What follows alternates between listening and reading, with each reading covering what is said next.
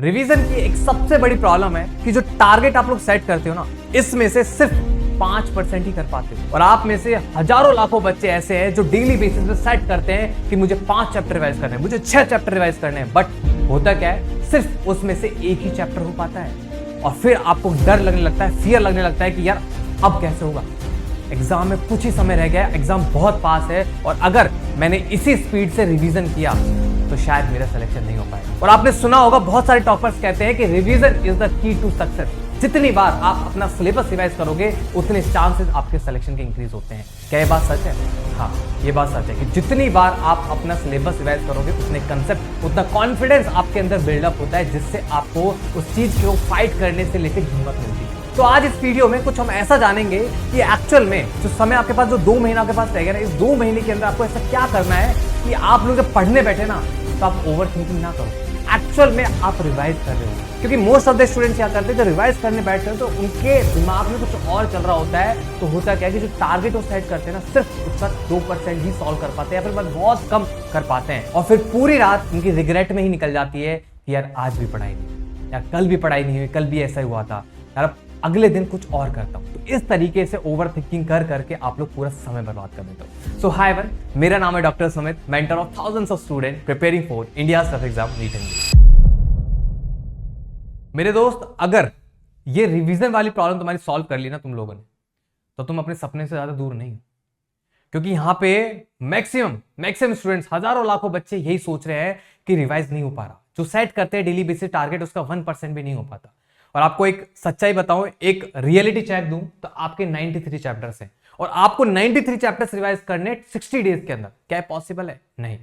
But आप में से एक ऐसा स्टूडेंट होगा जो 93 चैप्टर्स को 60 डेज के अंदर मैक्स 3 से 4 बार रिवाइज करके धर देगा, और आप लोग एक बार भी रिवाइज नहीं कर पाओगे। तो आज हम इस वीडियो में कुछ ऐसा ही जानेंगे कि आपको एक्चुअल में करना क्या, किस तरीके से रिवाइज करना है। एक टॉपर के माइंडसेट से हम चलेंगे, बट ये चीज आपको फॉलो करना है, और जिस तरीके से मैं बता रहा हूं उस तरीके से करना है। अब इसके अंदर सबसे पहले हम प्रायोरिटीज फिक्स करेंगे कि कौन सा सब्जेक्ट है, हमें क्यों करना है। आप में से ऐसे स्टूडेंट्स होते हैं बहुत सारे जो ये सोचते हैं कि अभी इतना टाइम है कि मैं सबसे पहले फिजिक्स केमिस्ट्री रिवाइज कर लेता हूं। बायो तो एक ऐसे सब्जेक्ट है जो कि लास्ट में 15 दिन पहले भी स्टार्ट की तो आराम से मैं कर लूंगा। और आपने देखा भी होगा कि जो बच्चे ये चीज फॉलो करते हैं, जो अभी सोच रहे हैं, उनके साथ क्या होगा, जब आप एग्जाम देने बैठोगे और जब फिजिक्स का पोर्शन सॉल्व करने के बाद या जब बायो का पोर्शन सॉल्व कर रहे हो, तो आपको ऐसा मिलेगा कि यार भैया चीजें हमें आती थी। और ऐसा क्यों हुआ? क्योंकि आपने ऑर्डर रॉन्ग पुट किया था। तो इंपॉर्टेंट है, रिवीजन भी जानेंगे, साथ में ऑर्डर क्या रखना है वो भी जानेंगे।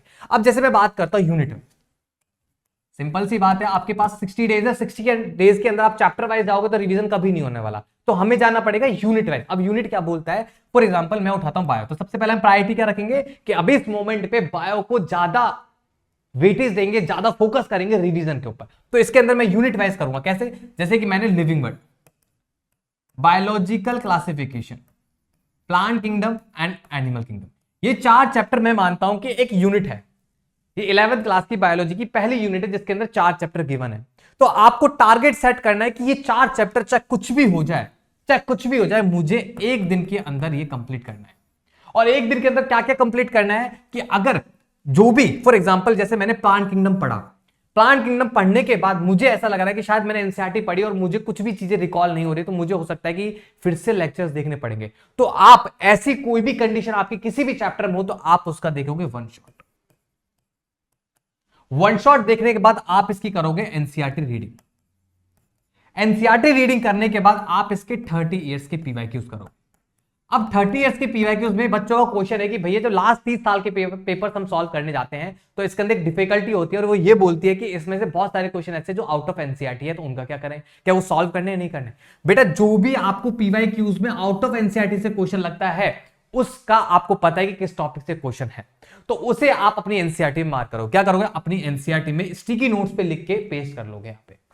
और इसके बाद आपको लास्टली क्या करना है, आपके मॉड्यूल या फिर आपके पास शीट्स हैं या फिर डीपीपी है, इनकी सिर्फ एक्सरसाइज बन। तो ये है एक सीक्वेंस जो कि आपको बायो में फॉलो करना है। क्या? कि आपको डेली एक यूनिट आपको डेली रिवाइज करनी है। अगर आप एक यूनिट डेली रिवाइज करते हो तो मेरे दोस्त 15 दिन तो बहुत ज्यादा हो गए, आप 10 दिन के अंदर अपनी पूरी 11 12 की बायो निपटा डालोगे।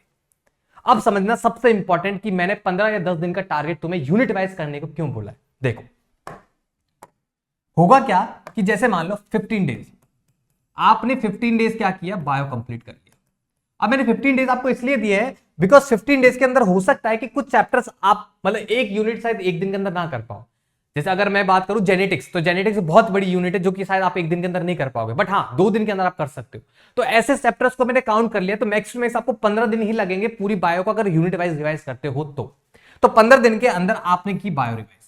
अब जैसे 15 दिन के अंदर बायो आपकी रिवाइज हुई, तो आपने क्या स्टार्ट किया, नेक्स्ट 15 डेज आपने स्टार्ट की आपकी फिजिक्स। अब फिजिक्स के अंदर आपने क्या किया, फिजिक्स के अंदर फिर से आपने यूनिट वाइज रिवीजन किया। कैसे किया कि जैसे कि आपने बेसिक्स मैथ, बहुत छोटा chapter, vector, unit and dimension and 1D, ये 4 चैप्टर आपने ट्राई किए, या फिर पूरा काइनेमेटिक्स ले लो, ये 4 चैप्टर्स आपने ट्राई किया कि मैं एक दिन के अंदर खत्म करूंगा, या फिर आप 2 डेज ले लो। 2 दिन के अंदर अगर आप 4 चैप्टर खत्म कर रहे हो तो इस तरीके से फिजिक्स के अंदर आराम से 15 दिन के अंदर पूरी फिजिक्स निपट जाएगी। बट अब ऐसा नहीं है कि आपने बायो तो रिवाइज कर ली तो इसको छोड़ दो और अब फोकस करो फिजिक्स पे। मोस्ट ऑफ द स्टूडेंट ये सोचेंगे। करना क्या है, जब आप ये सब चीजें कर रहे होंगे, जब आप अपनी फिजिक्स को रिवाइज कर रहे होंगे, तो उस टाइम पे आपको डेली बेसिस पे 2 से 3 घंटे निकालने हैं। 2 से 3 घंटे निकालने के बाद आपको क्या करना है कि जो चैप्टर्स, क्या बोला, जो बायो आपने कंप्लीट किए, इसमें से चाहे एक चैप्टर उठाओ या फिर आप इसमें हाफ चैप्टर उठाओ, अकॉर्डिंग टू यू, जो अभी आपको कंफर्टेबल लगे उसके अकॉर्डिंग आपको क्या करना है, डेली बेसिस पे एक चैप्टर बायो का, ये जो फिजिक्स में से 2 से 3 घंटे बचाए हैं, इसमें रिवाइज करना है। तो होगा क्या कि जब आप फिजिक्स को एंड करने जा रहे होंगे तो आपकी सेकेंड टाइम रिवीजन आपका बायो का चल रहा होगा। इतना क्लियर? ओके। अब हम बात करते हैं आपकी केमिस्ट्री।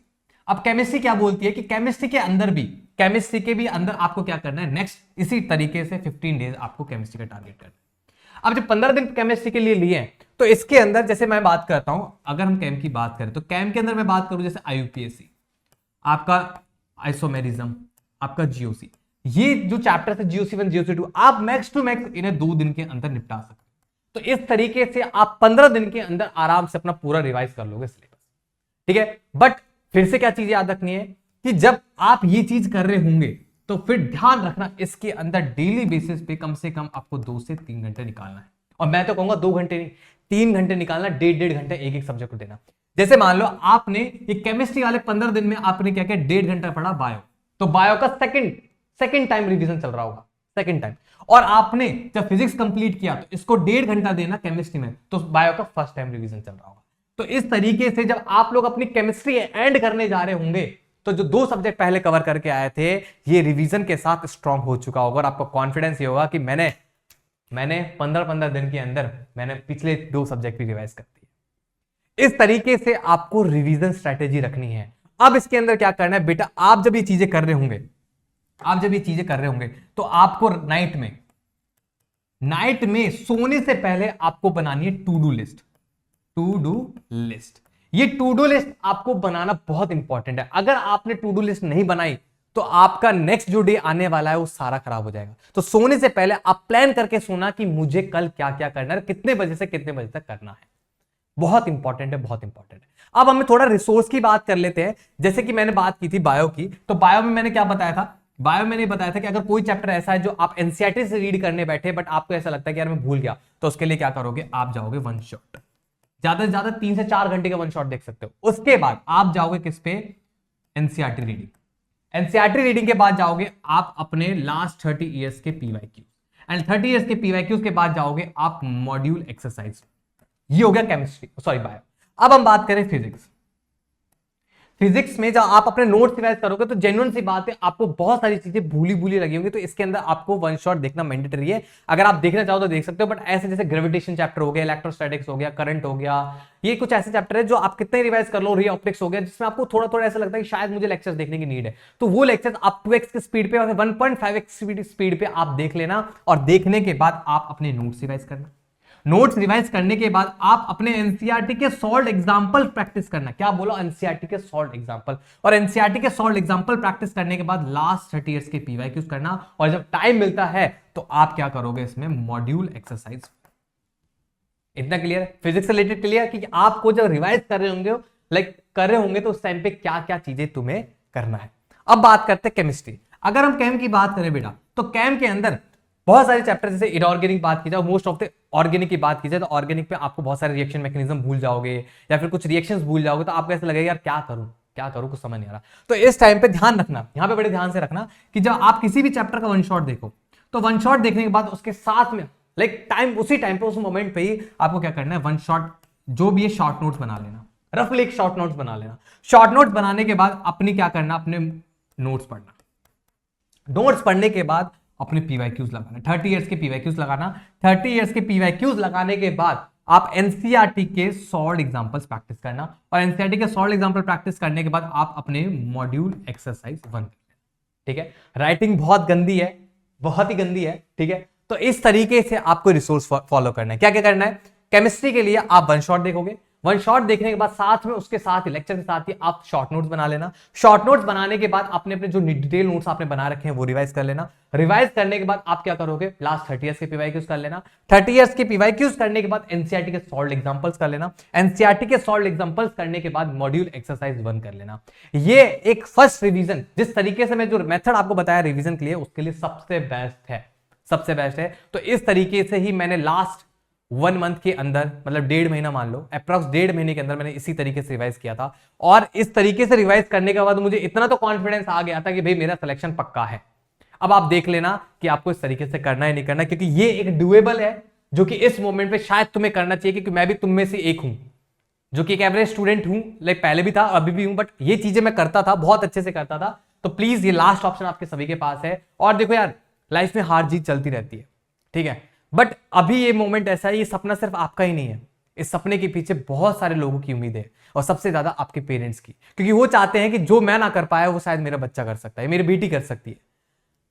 वो सिर्फ अब यहां से आगे जो नाम कमाना है ना, देखो अभी तक तो जो तुम लोग को जाना जाता था आपके सोसाइटी में, आपके रिलेटिव्स में, वो आपके मम्मा पापा के नेम से जाना जाता था, बट यहां से आगे आपको खुद का आपका फ्रेम बनाना है, खुद को अपनी पहचान बनानी है। और वो कब बना पाओगे, जब आप मेहनत करोगे। और ये मेहनत सिर्फ आपके लिए नहीं, ये आपके पेरेंट्स के लिए भी होनी चाहिए, क्योंकि वो तो डे 1 जिस दिन से आपने जन्म लिया था उसी डे से वो आपके लिए मेहनत कर रहे हैं। तो सिर्फ अभी जो अब आपके पास जो टाइम बचा है, जो लास्ट 2 महीने बचे हैं, लगा दो, सब कुछ दाव पे लगा दो, क्योंकि आपके पास कुछ नहीं है बेटा, खोने के लिए कुछ नहीं है।